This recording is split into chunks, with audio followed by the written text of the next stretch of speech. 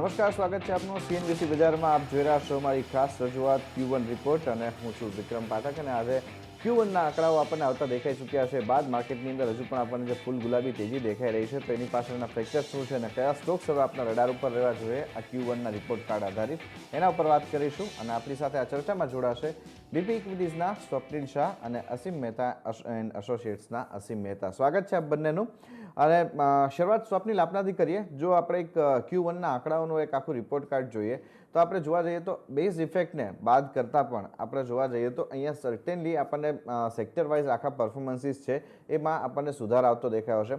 Particularly banking ફાઇનાન્શિયલનું આખું vertical જોઈએ અને સાથે સાથે આપણે અન્ય સર્વિસીસ ઇન્ડસ્ટ્રીના વર્ટિકલ જોઈએ, જેમ કે આઈટી સર્વિસીસ છે. તો આ બધાના ફ્રન્ટ ઉપર આપણને જે સુધાર છે એ આપણને એના આંકડાઓની અંદર આવતો દેખાઈ રહ્યો છે. તો જો એક ઓવરઓલ પર્સપેક્ટિવ સમજવું હોય તો Q1ને આપ કેવી રીતે જોઈ રહ્યા છો? Hello and good afternoon. તમે રાઇટલી મેન્શન કર્યું કે banking results four stand out results, અને પર્ટિક્યુલરલી આ વખતે મિડ સાઇઝ બેંક્સ એમાં બહુ પ્રોમિસિંગ રિઝલ્ટ્સ હતા.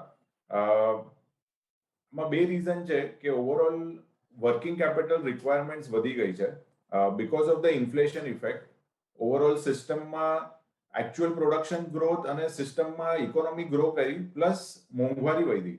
એટલે ફોર એક્ઝામ્પલ કે પેલા મને સપોઝ 100 ટન હું મારો બિઝનેસ કરતો હોઉં તો મને સપોઝ 100 રૂપીસનું વર્કિંગ કેપિટલ જોતું હતું, તો હવે સેમ વોલ્યુમ પર મને 120 રૂપિયાનું વર્કિંગ કેપિટલની જરૂરિયાત પડી ગઈ.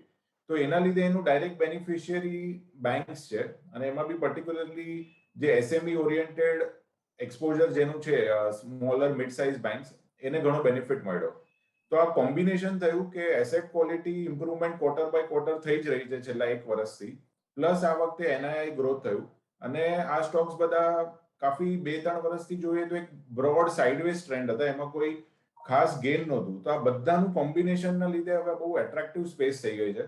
તો આ વખતેના રિઝલ્ટ્સમાં કરૂર વ્યાસા બેંકે quarterly best ever profit report કરેલો, ફેડરલ બેંકે ક્વાર્ટરલી બેસ્ટ રિપોર્ટ કરેલો, આઈડીએફસી બેંકે બહુ વર્ષો પછી ક્વાર્ટરલી બેસ્ટ નંબર રિપોર્ટ કરેલા, ઇન્ડસઇન્ડ બેંકે પ્રોમિસિંગ નંબર્સ રિપોર્ટ કરેલા. તો આ જે આખી સ્પેસ છે ત્યાં રીરેટિંગ થઈ રહ્યું છે, અને એબ્સોલ્યુટ ગેઇન્સ અહીંયાથી પણ મને લાગે છે કે આગળ જતા આઉટ પરફોર્મર રહેશે.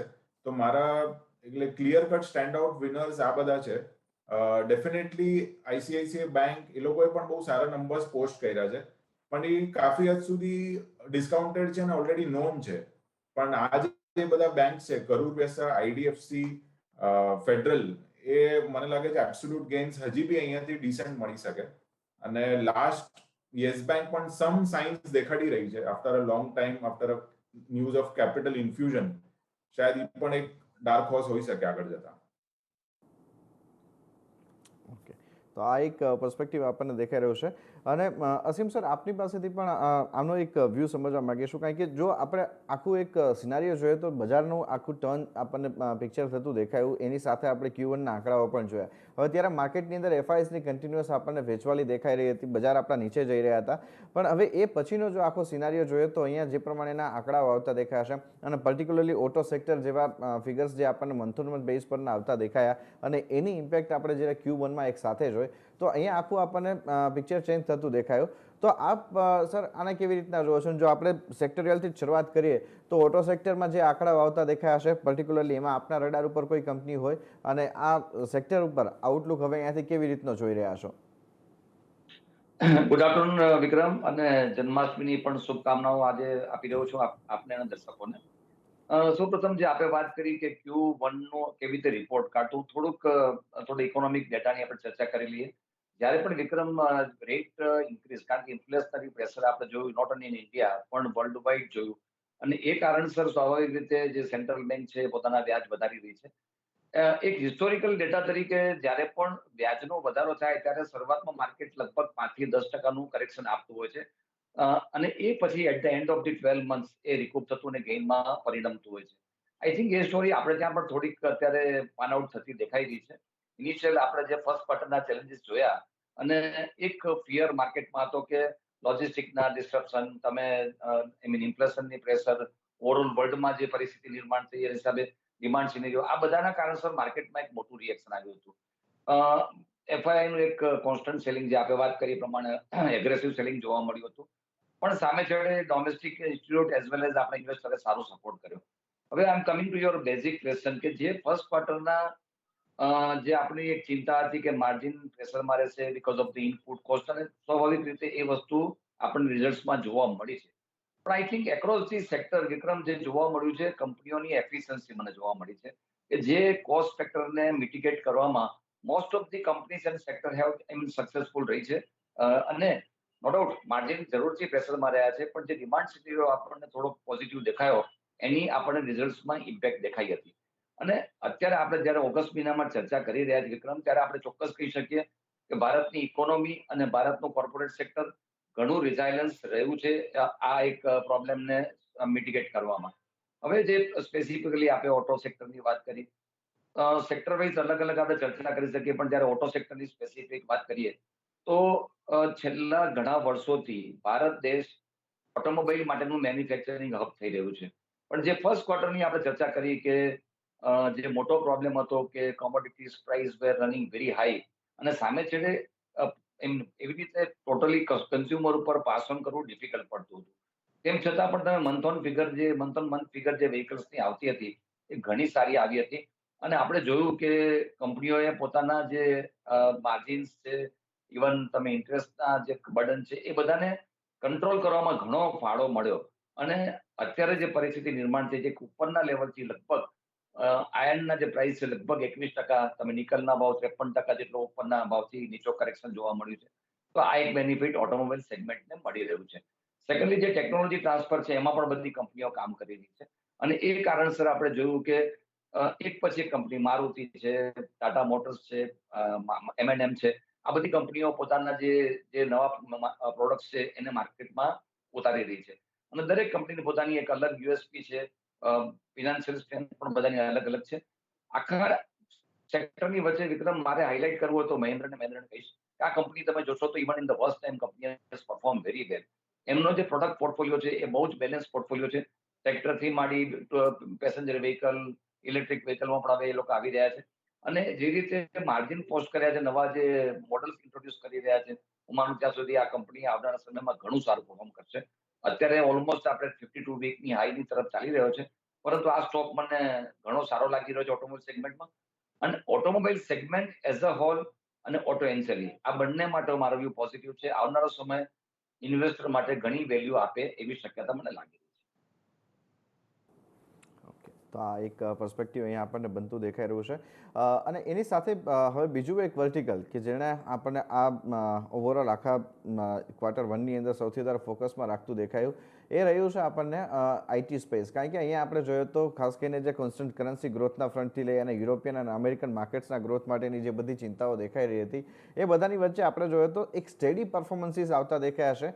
કન્સર્ન રહેતો દેખાયો એટ્રિશન રેટ માટેનો. તો સ્વપ્નિલ, એક વખત આપનો વ્યૂ અહીંયા પેલા આઈટી સ્પેસ માટેનો, પર્ટિક્યુલરલી જે લાર્જ કેપ કંપનીઝ છે, TCS, ઇન્ફોસિસ જેવી દિગ્ગજ કંપનીઓને જે પ્રમાણે એના લોકોની જોબ છોડીને જવાના કન્સર્ન્સ આવતા દેખાયા છે, એટ્રિશન રેટ હાયર સાઇડ ઉપર રહેતા દેખાયા છે, એ પર્સપેક્ટિવને આપ કેવી રીતે જોઈ રહ્યા છો? ને હવે ફરી પાછું આપણે જોઈએ તો ગ્લોબલ માર્કેટ્સ આપણને ફરી પાછા ડિમાન્ડિંગ થતા દેખાઈ રહ્યા છે, તો એને જોતા આ Q1ના આંકડાઓને અને નેક્સ્ટ ક્વાર્ટર્સ માટે આપનું ધ્યાન આઈટી માટે શું બની રહ્યું છે?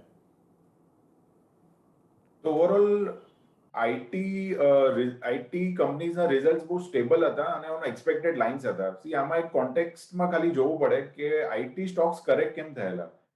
બેઝિકલી જે ઓવરઓલ રિસેશનની વાતો હતી કે કમિંગ ડેઝમાં યુએસમાં કે ગ્લોબલી રિસેશન આવી શકે અને રિસેશન આવે તો ક્લાયન્ટ્સ અને જે મેજર બધા ક્લાયન્ટ્સ હોય એ લોકો પોતાનું આઈટી સ્પેન્ડિંગ કટ કરે અને એના લીધે આઈટી સ્ટોક્સ એક નેગેટિવલી રિએક્ટ કરેલા. સો આ બધું અઝમ્પશન બેઝડ હતું. નિયર ટર્મ લાઈક આ રિઝલ્ટ કે આવતા હજી એક બે રિઝલ્ટ એમાં કોઈ જ નેગેટિવ સરપ્રાઇઝ આવવાની શક્યતા બહુ ઓછી છે.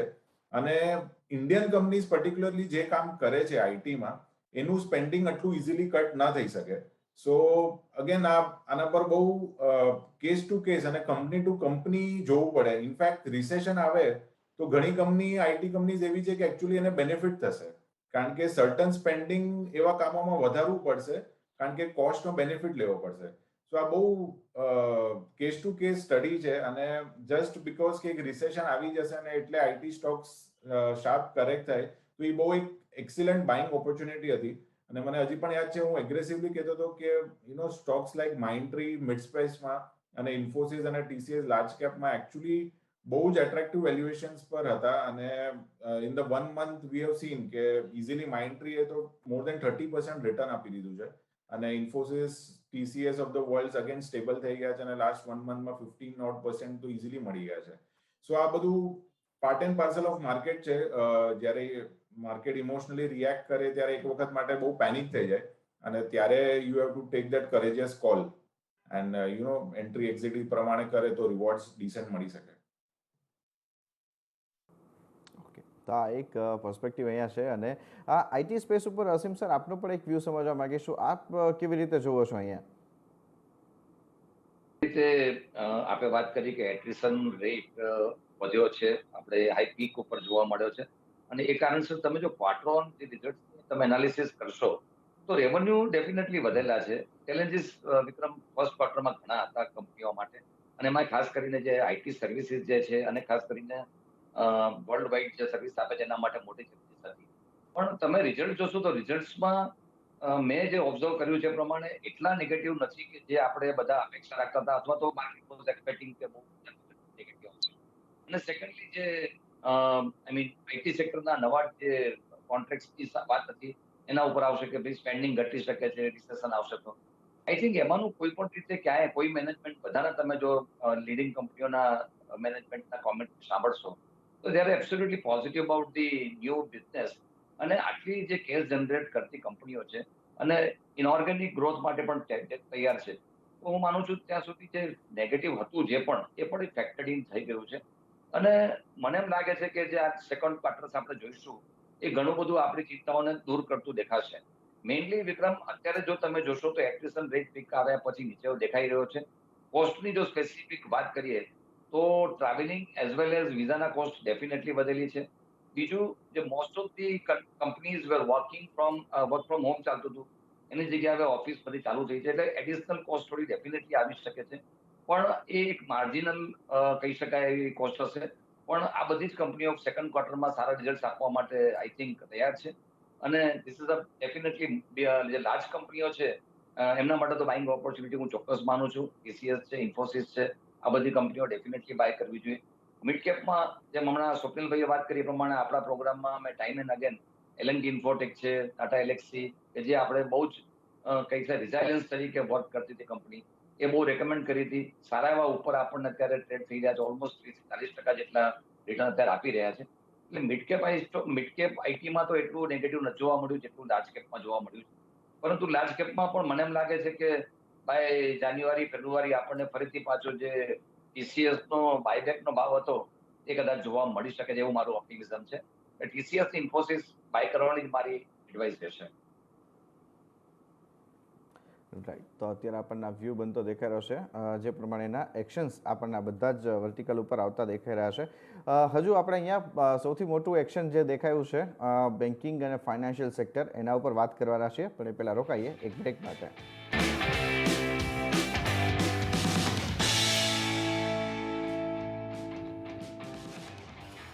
Welcome back. અને આગળ વધીએ. આપણી સાથે બીપી ઇક્વિટીઝના સ્વપ્નિલ શાહ અને અસીમ મહેતા, એસોસિએટ્સના અસીમ મહેતા આપણી સાથે જોડાયેલા છે. અને હવે આપણે વાત કરવા જઈ રહ્યા છે Q1ના રિપોર્ટ કાર્ડની અંદર, જ્યાં સૌથી વધારે મોટા ટ્રેક્શન બનતા દેખાયા છે બેન્કિંગ અને ફાઇનાન્શિયલ સર્વિસીસમાં. અસીમ સર, પહેલાં આપનો આના માટે વ્યૂ સમજવા માગીશું. જે પ્રમાણે આખું આપણું બેન્કિંગ સ્ટ્રક્ચર બદલાતું દેખાયું અને ખાસ કરીને જે એસેટ ક્વોલિટીના ફ્રન્ટ ઉપરના જે સુધાર દેખાયા છે મલ્ટિપલ ક્વાર્ટર્સના આપણે જોઈએ તો અહીંયા આપણને આ સુધાર આવતા દેખાયા છે. અને એના કારણે નેટ ઇન્ટરેસ્ટ માર્જિનના ફ્રન્ટ ઉપર પણ મોટો ફરક પડતો દેખાયો છે. તો આ બેન્કિંગ અને આ વખતે એમાં પ્રાઇવેટ અને પબ્લિક બંને સાથ આપતા દેખાયા છે. તો અહીંયા આપનો મત શું બની રહ્યો છે? Very important sector for the economy. કારણ શું છે કે બેન્કિંગ અને ફિનાન્સ સેક્ટર એવું છે કે જે ભારતના અર્થતંત્રને સ્ટ્રોંગ બનાવતું એક સેક્ટર છે. હવે જો બેન્કિંગની સ્પેસિફિકલી પહેલા આપણે વાત કરીએ તો બેન્કિંગ સેક્ટરમાં જે છેલ્લા લગભગ માનું ત્યાં સુધી 3 થી 4 વર્ષ, ઇવન 5 વર્ષથી જે રિફોર્મ ચાલુ થયા, બેન્કિંગ સેક્ટરને સ્ટ્રોંગ બનાવવા માટે જે અલગ અલગ કાયદાઓ બનાવવામાં આવ્યા, રિકવરી માટેના જે એનસીએલટી થી માંડી જે નવા નિયમો બનાવવામાં આવ્યા, એઆરસી માટે બી અમુક જે પ્રોવિઝનિંગ કરવામાં આવ્યું. વિક્રમ, આ ફેક્ટરના કારણસર કંપનીઓની બેલેન્સ શીટ ઘણી ક્લીન થવાનો શરૂઆત થઈ. ગવર્મેન્ટે જે લાસ્ટ જે રીકેપિટલાઇઝેશન કર્યું એ પછી બધી બેંકોના પરફોર્મન્સમાં, I am talking about the public sector bank, કે જેમાં એ પછી આપણને કોન્સ્ટન્ટ એમાં ઇમ્પ્રુવમેન્ટ જોવા મળ્યું. થર્ડલી, જે એનપીએ ના પ્રોવિઝનિંગ વારંવાર જે રિઝર્વ બેંકે પોતાના નોર્મ્સ સ્ટ્રિજન્ટ બનાવ્યા અને એ કારણસર એક બેંકની બેલેન્સ શીટ ઉપર ઇન્વેસ્ટરનો કોન્ફિડન્સ ડેફિનેટલી રિબિલ્ડ થયો. અને હવે જે આપણે જે રિઝલ્ટ જોઈ રહ્યા છીએ એ આ બધાનો નિચોડ છે. તમે જોશો તો ફર્સ્ટ ક્વાર્ટરની જ આપણે સ્પેસિફિકલી વાત કરીએ, which was definitely very challenging. પણ જે ફિગર્સ ક્રિસિલના આપણી પાસે જોવા મળ્યા, કલેક્શન રેશિયો 96%, રૂરલ અને સેમી અર્બન જે એરિયા છે, સેમી રૂરલ, એ બધામાં તમે જોશો તો જે નવી લોનની inquiry last in comparison to last year it was almost 90%. તમે માઇક્રો ફાઇનાન્સના કલેક્શન ફિગર જુઓ તો 90% પ્લસ. તો આ બધા જે ફેક્ટર જોવા મળ્યા એ બેન્કિંગ સેક્ટરની સ્ટ્રેન્થ વધારવા માટે બહુ જ મદદરૂપ થયા. સેકન્ડલી, બજેટમાં જે કેપિટલ એક્સપેન્ડિચર માટેનું પ્રોવિઝન કરવામાં આવ્યું વિક્રમ, અને એ કારણસર જે ક્રેડિટની ડિમાન્ડ માર્કેટમાં ક્રિએટ થયેલી છે ઇન્ફ્રાસ્ટ્રક્ચરમાં, ખાસ કરીને એને આનુષંગિક બધી જ સેવાઓમાં, અને એ કારણસર ક્રેડિટ ગ્રોથ પણ સારો જોવા મળ્યો. આપણે જાણીએ છીએ કે ઇન્ફ્લેશનના કારણસર રેટનો વધારો 2 વખત આવી ચૂક્યો છે, પરંતુ એ એક એબ્સોર્બ કરવામાં બેન્કિંગ સેક્ટર બહુ જ સક્સેસફુલ થયું છે અને એ ઇઝીલી કસ્ટમર ઉપર પાસ ઓન પણ થઈ ગયું છે, કારણ કે ઇકોનોમી એને એબ્સોર્બ કરી રહી છે. હવેનો જે સમય છે એ માનું ત્યાં સુધી એક ગોલ્ડન પીરિયડ કદાચ બેન્કિંગ સેક્ટર માટે શરૂ થશે. Credit growth, net interest margin અને એનપીના પ્રોવિઝન ઘણા બધા થઈ ચૂક્યા છે, એટલે ફર્ધર પ્રોવિઝનિંગની જગ્યા પણ પ્રમાણમાં ઓછી છે. તો માનું ત્યાં સુધી બેન્કિંગ સેક્ટર માટે એક સારો ટાઈમ આવી રહ્યો છે. અને vis-a-vis ફાઇનાન્સ સેક્ટરના અધર જે ઇન્ગ્રેડિયન્ટ્સ છે, એનબીએફસી, હાઉસિંગ ફાઇનાન્સ, એએમસી, આ બધા માટે પણ મને સારો ટાઈમ લાગી રહ્યો છે. ઓકે, તો આ એક વર્ટિકલ અહીંયા આપણને બનતો દેખાઈ રહ્યો છે બેન્કિંગ અને ફાઇનાન્શિયલ માટેનો. અસીમ સર, અહીંયા ટીસીએસ ઇન્ફોસિસમાં તો ખરીદદારી માટેની વાત કરી જ છે, પણ એ સિવાય સ્વપ્નિલ, આપની પસંદ ક્યાં બની રહી છે હવે આ Q1ને જોતા? હવે કયા કાઉન્ટર્સ આપને એવા લાગે છે કે જ્યાં ખરીદદારી કરવી જોઈએ? મારું ટોપ આઈડિયા વિધિન બેન્કિંગ સ્પેસ જ છે અને એ છે IDFC first bank. Very promising results અને મેઇન ધ મેનેજમેન્ટનું કોન્ફિડન્ટ અને આઉટલુક આગળ જતા બહુ પોઝિટિવ છે. નાવ લાસ્ટ 2-3 વર્ષથી બહુ પ્રયત્ન એ લોકો કરી રહ્યા છે કે આને એક આઈડીએફસી બેંકને એક વર્લ્ડ ક્લાસ બેંક બનાવવાની.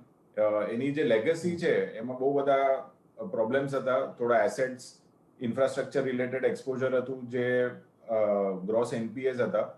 પછી લોકોએ ફોકસ કર્યું કે હવે આને રિટેલ પોર્શનને વધારીએ અને લાસ્ટ 2-3 વર્ષથી લોકો એગ્રેસિવલી રિટેલ બુક ગ્રો કરી રહ્યા છે અને ઇન્ફ્રાસ્ટ્રક્ચર બુક ઘટાડી રહ્યા છે. એ લોકો એગ્રેસિવલી સેવિંગ્સ રેટ્સ પર વધારે ઇન્ટરેસ્ટ ઓફર કરીને બહુ બધા કસ્ટમર્સ ગ્રેબ કર્યા છે અને હવે એ લોકો ધીરે ધીરે સેવિંગ રેટ પણ નીચે લાવી રહ્યા છે. તો એ લોકોનું જે સ્ટ્રેટેજી છે I think to large extent work કરી રહી છે અને અહીંયાથી હવે કોન્ફિડન્સ દેખાય છે કે નેક્સ્ટ 2 વર્ષ બહુ સારું રહેશે. So it's a combination of NII growth plus provisioning sharp નીચે જશે, ગ્રોસ એનપીએ વગેરે હવે કોઈ લમ્પી એસેટ્સ ખરાબ થાય એવું દેખાઈ નથી રહ્યું અને આ બધાનું કોમ્બિનેશન એક શાર્પ રી-રેટિંગ મોડમાં હવે આ ચાલુ થઈ ગયું છે ઓલરેડી, એવું મને લાગી રહ્યું છે. અને અહીંયાથી મારું અનુમાન છે કે રફલી નેક્સ્ટ 2 વર્ષ પછી FY 24-25માં 3,000 કરોડ પ્લસ પ્રોફિટ રિપોર્ટ કરી શકે અને અત્યારે એનું market cap close to 25-28,000 crore છે, તો જે ઘણું એટ્રેક્ટિવ મને લાગે છે. અને અહીંયાથી હું એક્સપેક્ટ કરું છું કે for short term as well as long term આ સ્ટોક પરફેક્ટલી પ્લેસ છે અને હું મોર દેન 50-80% અપસાઇડ એક્સપેક્ટ કરું છું ઇન ધ કમિંગ 1.5 year. તો આ મારો ટોપ પિક છે બેઝ ઓન રિઝલ્ટ્સ, રી-રેટિંગ અહીંયાથી. ઓકે, તો આઈડીએફસી ફર્સ્ટ બેંક અહીંયા આપણને સ્વપ્નની પસંદ દેખાઈ રહ્યું છે કે જ્યાં તેમને અહીંયા રીરેટિંગ થવા માટેની એક મોટી સંભાવના દેખાઈ રહી છે અને આ કાઉન્ટરની અંદર તમારે ખરીદદારી માટેનું ધ્યાન રાખીને ચાલવા માટેની સલાહ બનતી દેખાઈ રહી છે. અને સાથે જ અસીમજી, આપની પસંદ કયા કાઉન્ટર ઉપર રહેશે કે જ્યાં આપણે હવે નેક્સ્ટ બાઇંગ માટેની ઓપોર્ચ્યુનિટીઝ જોવી જોઈએ? જેમ હમણાં ઓટોમોબાઈલ સેગમેન્ટની વાત કરી કે India is becoming manufacturing hub, same way આપણે જે કેમિકલ્સ છે એમાં પણ ઇન્ડિયામાં એક મોટું કેમિકલ મેન્યુફેક્ચરિંગ હબ બની રહ્યું છે. પીએલઆઈ સ્કીમ પણ ગવર્મેન્ટની વર્ક કરી રહી છે. તો મેં આજે જે મારી સ્ક્રિપ્ટ સિલેક્ટ કરી છે that is Deepak nitrite. Deepak nitrite 50 વર્ષ જૂની કંપની છે વિક્રમ, અને તમે જોશો તો એના sodium nitrite as well sodium nitrite આ બંને પ્રોડક્ટો એમની વર્ષોથી એ માર્કેટમાં આપી રહી છે. ફર્સ્ટ ક્વાર્ટરમાં આપણે જાણીએ છીએ કે એમાં જે વડોદરા પાસેની કંપનીમાં પ્લાન્ટમાં એમના એક્સપ્લોઝન થવાથી ક્લોઝર આવેલું હતું અને હવે કંપની ફરીથી પાછો પ્લાન્ટ પણ ચાલુ થઈ ગયો છે. એસિટિન અને ફિનોલમાં આ કંપનીનું જે 2018 થી હાઈએસ્ટ પ્રોડક્શન ઇન્ડિયામાં થઈ રહ્યું છે. એટલે અલગ અલગ જે ઇન્ટરમીડિયેટ્સ અને કેમિકલ્સમાં કંપની કામ કરી રહી છે. એક્સપોર્ટ ફ્રન્ટ ઉપર પણ ઘણું સારું કામ કરી રહી છે. 6 મેન્યુફેક્ચરિંગ પ્લાન્ટ છે. ઇન માય ઓપિનિયન આ એક બહુ જ બાર્ગેન પ્રાઇસથી સ્ટોક મળી રહ્યો છે. નો ડાઉટ અત્યારે આપણે માર્કેટ હાઈ ચાલી રહ્યું છે. થોડું કરેક્શનમાં ડેફિનેટલી બાય કરવું જોઈએ. પણ મને એમ લાગે છે કે જો એક 8 વર્ષનો પણ હોરાઇઝન હોય ઇન્વેસ્ટરનો તો મને એમ લાગી રહ્યું છે કે આ પ્રાઇસ લગભગ 3000 ની આસપાસ આપણને જોવા મળી શકે છે. દીપક નાઇટ્રાઇટ એવરી ડિક્લાઇન મારી ઇન્વેસ્ટરને બાય કરવાની એડવાઇસ છે. ઓકે, તો અત્યારે આપણને આ બે કાઉન્ટર આઈડીએફસી ફર્સ્ટ બેંક અને દીપક નાઇટ્રાઇટ આ અત્યારે આપણા એક્સપર્ટની પસંદના બનતા દેખાઈ રહ્યા છે, જેના ઉપર તેમના તરફથી અત્યારે આ સ્તર ઉપર ખરીદદારી કરવા માટેની સલાહ છે. અને તમે જો Q1ની અંદર આપણને જે પરિણામ આવતા દેખાયા છે બાદ પણ આ બંને કાઉન્ટર્સની અંદર આપણને એક જબરજસ્ત પ્રાઇસ એક્શન પણ જોવા મળ્યું છે. સ્ટીલ હજુ અહીંયા આપણને ઓનગોઈંગ સારા આંકડાઓ આવતા દેખાવાની અપેક્ષા બનતી દેખાઈ રહી છે. તો એ સાથે જ સ્વપ્નિલ અને અસીમ સર, ઘણો આભાર આપ બંનેનો સમય ફાળી અમારી સાથે આ સમગ્ર ચર્ચામાં જોડાયા અને આ સમગ્ર વિગતો આપી એના માટે. તો Q1ના રિપોર્ટ કાર્ડની અંદર આપણને બેન્કિંગ, ફાઇનાન્શિયલ્સ અને ખાસ કરીને આઈટી સર્વિસીસ આ બંનેના ફ્રન્ટ ઉપરનો આઉટલુક તો મજબૂત છે જ, પણ સાથે સાથે મેન્યુફેક્ચરિંગની અંદર હવે આપણને ઓટો ઇન્ડસ્ટ્રીઝની અંદર અને સાથે જ કેમિકલ સેગમેન્ટ છે આ ફ્રન્ટ ઉપર પણ અત્યારે પોઝિટિવિટી દેખાઈ રહી છે, જે પ્રમાણે આપણા એક્સપર્ટ્સે કહ્યું હોય. તો આના ઉપર આપણે આગળ પણ વાત કરતા રહીશું અને સારા સ્ટોક્સ તમને આ સેક્ટરમાંથી આપતા રહીશું. પણ આજે જે સ્ટોક્સ આપ્યા છે એને ખાસ ધ્યાનમાં રાખજો અને એના ઉપર તમારે ખરીદદારી કરવા માટેની સલાહ આપણા એક્સપર્ટ તરફથી બનતી દેખાય છે. તો Q1 રિપોર્ટ કાર્ડમાં અત્યારે બસ આટલું જ. આગળ અપડેટ માટે આપ જોડાયેલા રહો CNBC બજાર સાથે. નમસ્કાર.